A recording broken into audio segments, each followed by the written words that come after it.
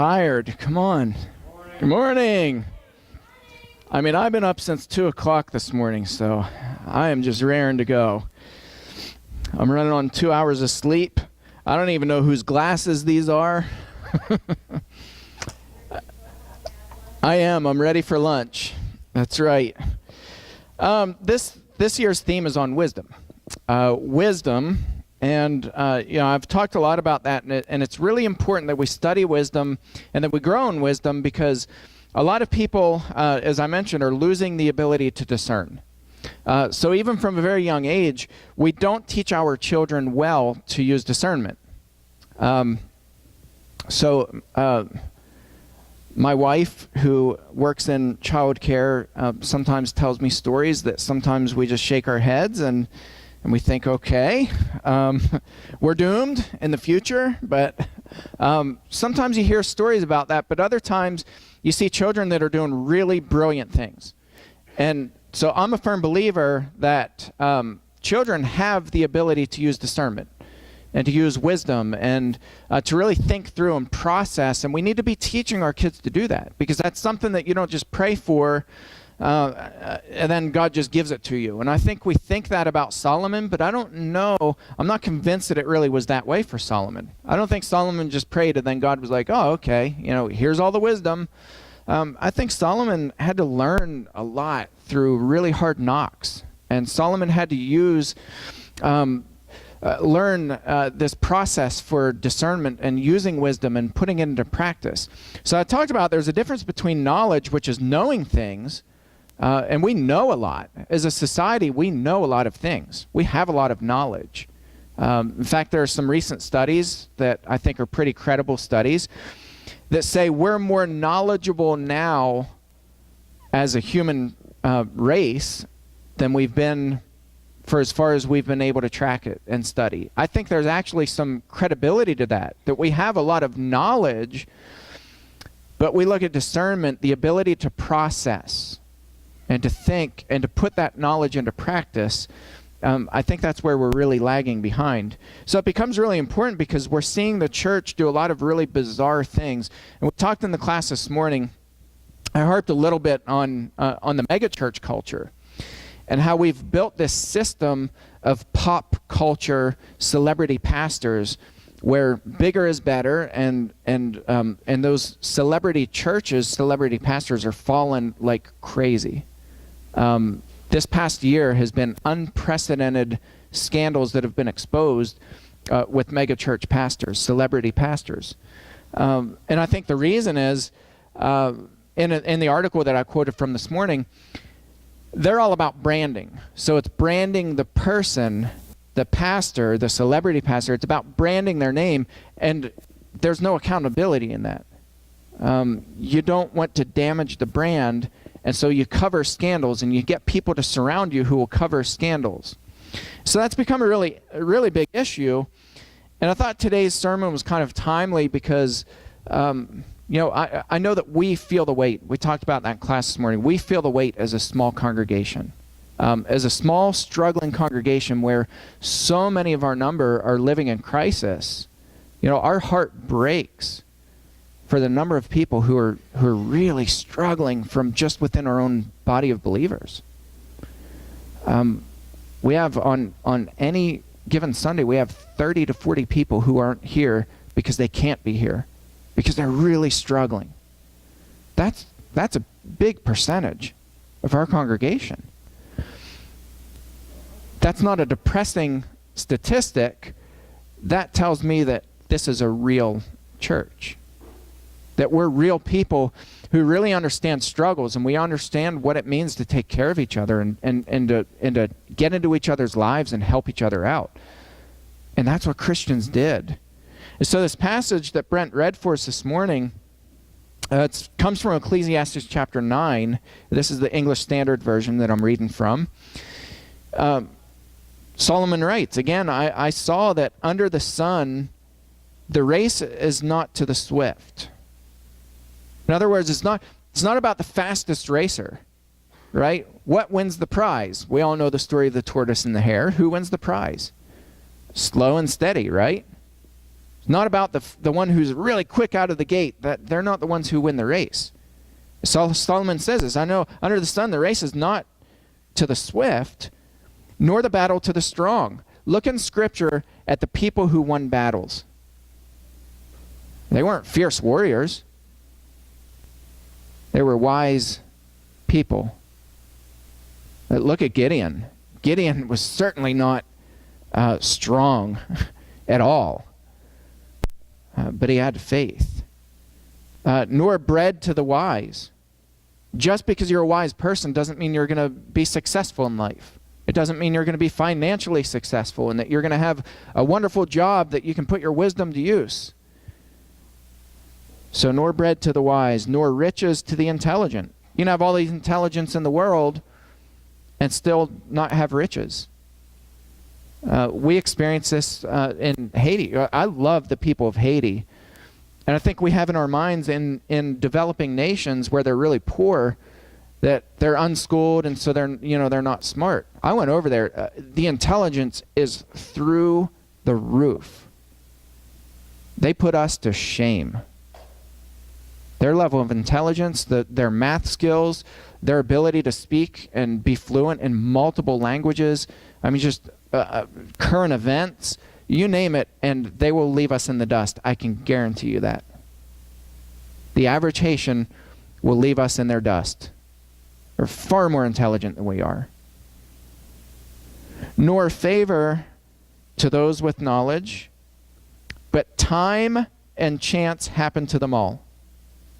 In other words, life circumstances happens to everybody.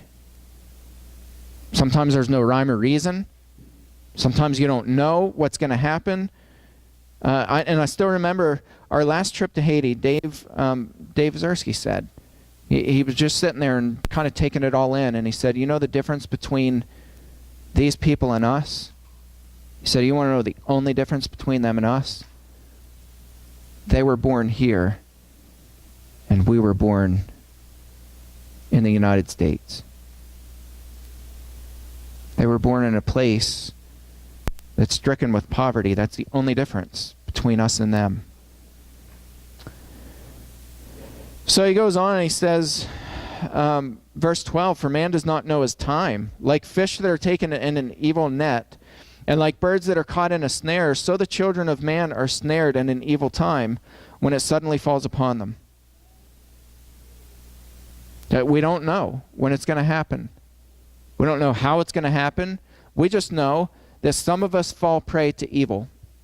Some of us fall prey to horrible people who do horrible things. Some of us fall prey just to life.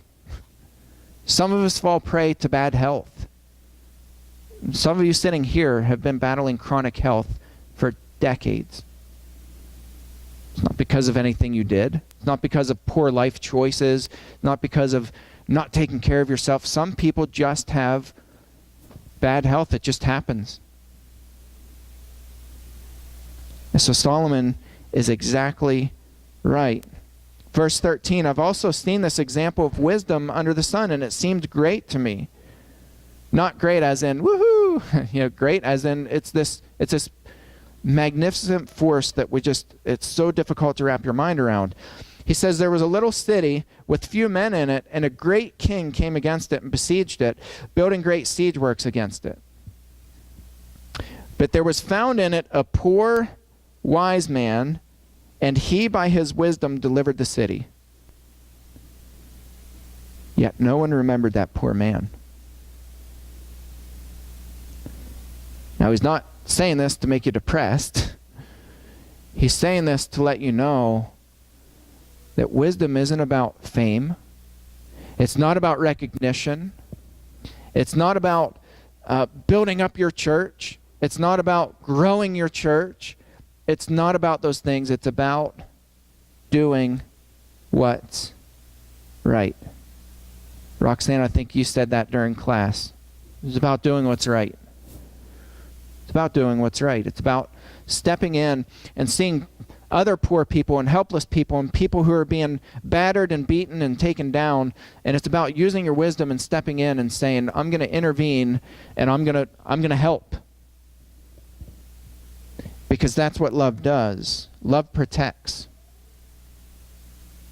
Love doesn't surround itself with the celebrity people, and it doesn't praise them. And when that person falls, if you notice this pattern, and that was written in this article that I read from this morning, when a celebrity pastor falls, so falls the church.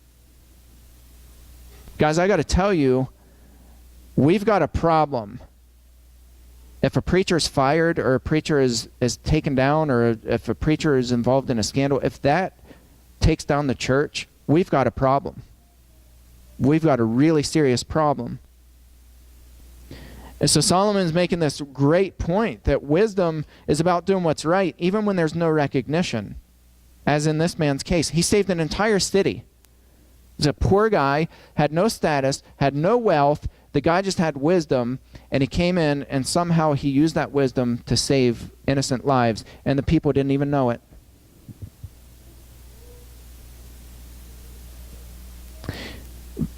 Nobody remembered that poor man. Verse 16, but I say that wisdom is better than might, though the poor man's wisdom is despised, and his words are not heard.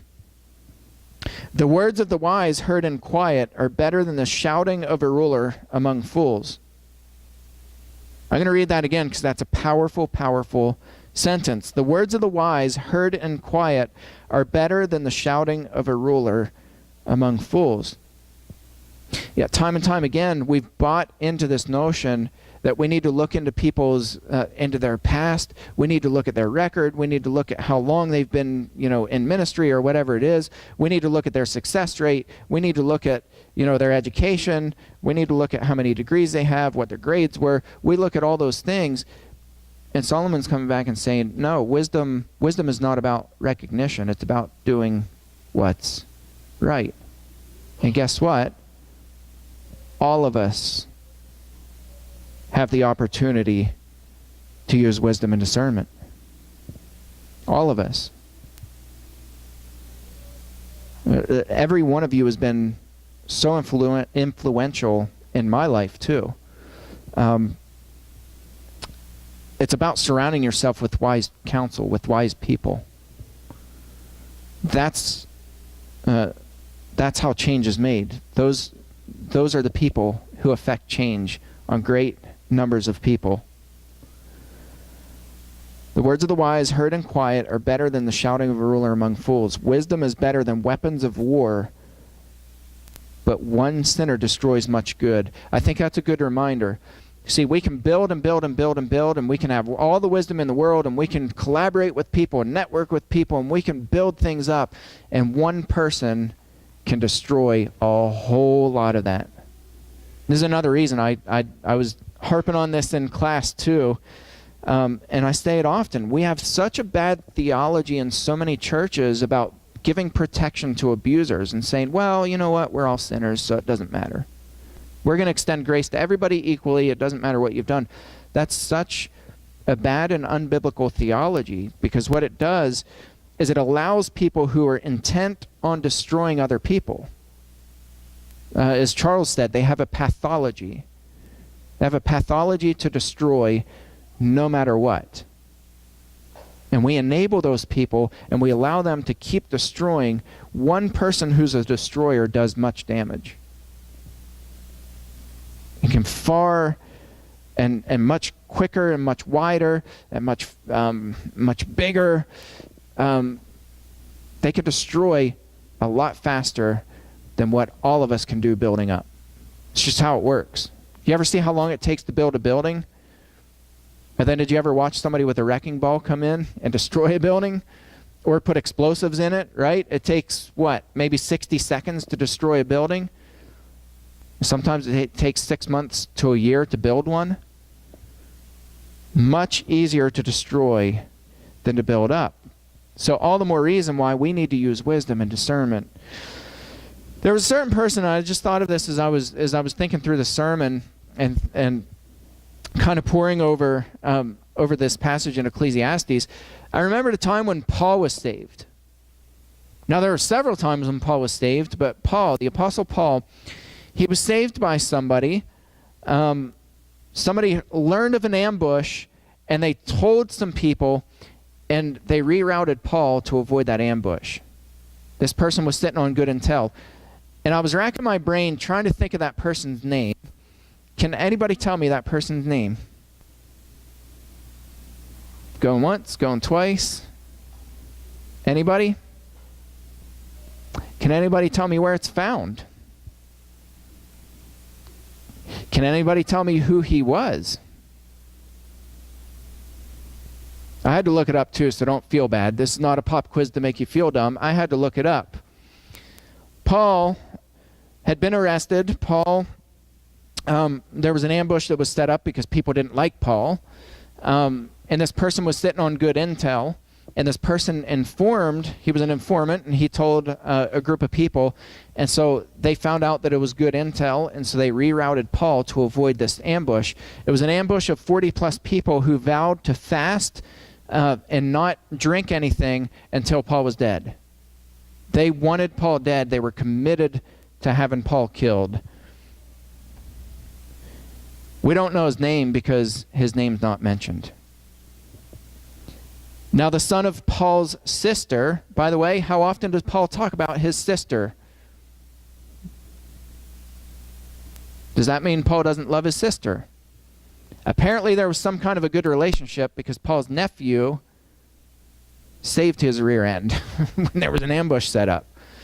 So apparently, they had a good relationship. Paul didn't talk about family, not because Paul didn't love family, but because Paul was on mission. Paul's mission was to preach the gospel to people and to rescue the perishing. Now the son of Paul's sister heard of their ambush, so he went and entered the barracks and told Paul. Paul called one of the centurions and said, "Take this young man to the tribune, for he has something to tell him." So he took him and brought him to the tribune and said, "Paul the prisoner called me and asked me to bring this young man to you, as he has something to say to you." The tribune took him by the hand, and going aside, asked him privately, "What is it that you have to tell me?" And then jumping to verse 22, he discloses to him what's going to happen. So the tribune dismissed the young man, charging him, "Tell no one that you have informed me of these things." My guess is that this guy, Paul's nephew, valued his life, so he didn't tell anybody. My guess is that Paul told some people, which is why we have it in Scripture. This man saved Paul's life and got no recognition. We don't know his name. We don't know how old he was. We know nothing about Paul's nephew, except that he was Paul's nephew and that he saved Paul's life. This is exactly what Solomon's talking about. It's exactly what he's talking about. Each and every single one of us has the opportunity and the ability to do exactly this, to care for our neighbors, to find out who's in need, to find out who's being oppressed, to find out who's being mistreated, who's being abused, and to intervene on their behalf, to protect them and to step in. And I can guarantee you that almost 100% of the time, you're going to get this much recognition. I can promise you that. And guess what? It's not about recognition. If people are doing things to be recognized, we need to be alert, and we need to call that into question. We need to question their motives and find out why they're seeking such recognition, because the scriptures that I read are very consistent from cover to cover that it's not about recognition. It's about helping people and loving your neighbor and protecting the vulnerable and people who are being oppressed and the poor. And I referenced the scripture in James chapter 1 this morning in class. That James says, "Pure and undefiled religion is this, to care for the orphan and the widow in their distress, and to keep oneself unstained from the world." It's that simple. We're not going to get a lot of recognition, and we're probably going to be tired a lot. You'll probably have restless nights. You'll have nights where you wake up at 2 in the morning and you can't go back to sleep. You'll have weeks where you're exhausted.